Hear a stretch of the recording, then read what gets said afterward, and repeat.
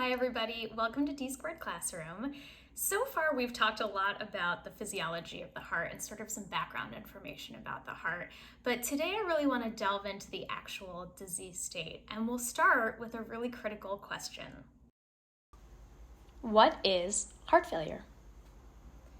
Well, the term heart failure is actually pretty generic. Essentially, it means that the heart isn't able to provide adequate blood flow to the rest of the body, but that may be for very different reasons. Sometimes it's that the heart isn't able to adequately contract. The muscle is weak, and so it can't pump blood out of the heart. Sometimes it's that the heart muscle is very stiff, and it's not able to adequately fill with blood that's already gone through the system. So let's jump into those different causes and how we can classify heart failure. One of the ways to distinguish different types of heart failure is by the patient's ejection fraction, or EF. Essentially, this is the percentage of blood that makes it out of the left ventricle with each beat. There is some blood that remains in the left ventricle, and so a normal ejection fraction is roughly 55 to 75%, and anything below 50% is considered a reduced EF. So a patient may be diagnosed with Hephref, or heart failure with reduced ejection fraction, which is associated with systolic dysfunction. If you remember, systole is when the heart is actively pumping. Now, some of the symptoms of Hephref include shortness of breath when the patient is walking or perhaps going upstairs. They could have fluid overload, which is when fluid accumulates in the body where it shouldn't. The patient could have a cough and also impaired thinking because of the reduced blood flow to the brain. Now, what happens when a patient has an ejection fraction that's above 50%? One would think that they wouldn't have heart failure, when in fact, they can have heart failure, but with a preserved ejection fraction, referred to as Hephref. And that's often associated with diastolic dysfunction, meaning the heart can't adequately relax during each beat.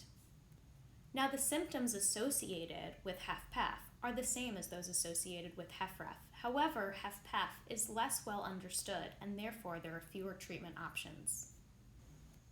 How common is heart failure? A lot of people think of it as a disease that affects older people or people with obesity or other conditions, when in fact it affects 5.7 million Americans and 26 million patients worldwide. In the US, there are over 1 million hospitalizations in a given year, accounting for $11 billion, which is a severe burden on our healthcare system.